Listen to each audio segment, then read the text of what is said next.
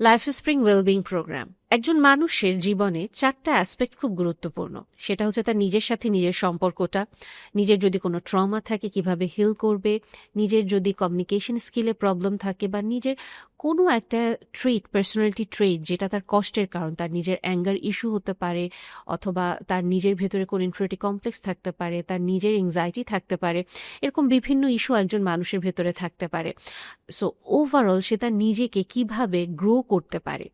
সেই অ্যাসপেক্টে আমাদের life spring wellbeing প্রোগ্রামে অনেকগুলো প্রোগ্রাম আমরা সাজিয়েছি, এবং তার মধ্যে আমাদের সিগনেচার প্রোগ্রাম আছে ইমোশনাল সেলফ কেয়ার, পাশাপাশি আছে কিভাবে আপনি আপনার নিজেকে অ্যাডিকশন থেকে বের করতে পারবেন, সেলফ হার্ম থেকে বের করতে পারবেন, আপনি কমিউনিকেশন স্কিলটা কিভাবে গ্রো করতে পারবেন, কিভাবে আপনি আপনার পার্সোনালিটিটাকে আপলিফট করতে পারবেন, যেটা খুব কমন কোয়েশ্চেন আমরা ফেস করি, যে নিজেকে কিভাবে একজন স্ট্রং পার্সোনালিটির মানুষ হিসেবে নিজেকে গড়ে তুলতে পারি।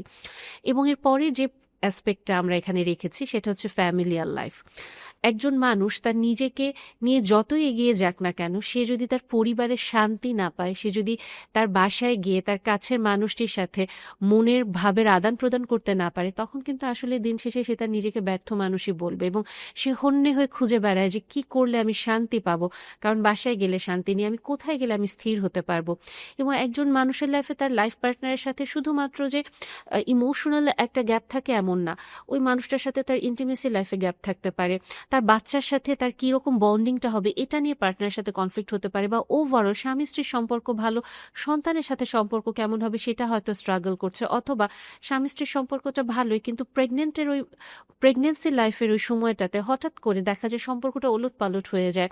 বা ইন্টিমেসি লাইফ নিয়েও তারা হয়তো অনেক বেশি সাফার করছে, তাদের ইমোশনাল ওয়েলবিং আছে, দুজনের প্রতি সম্পর্কটা ভালো, বাচ্চাদের সাথে সম্পর্ক ভালো, তাদের প্রেগনেন্সি পিরিয়ডের জার্নিটাও অনেক সুন্দরভাবে গেল, কিন্তু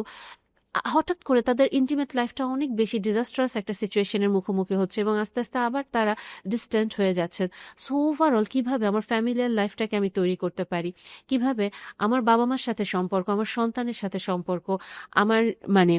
পরিবারের ভালোবাসার মানুষটার সাথে সম্পর্কটাকে কিভাবে আমি সুন্দর করতে পারি,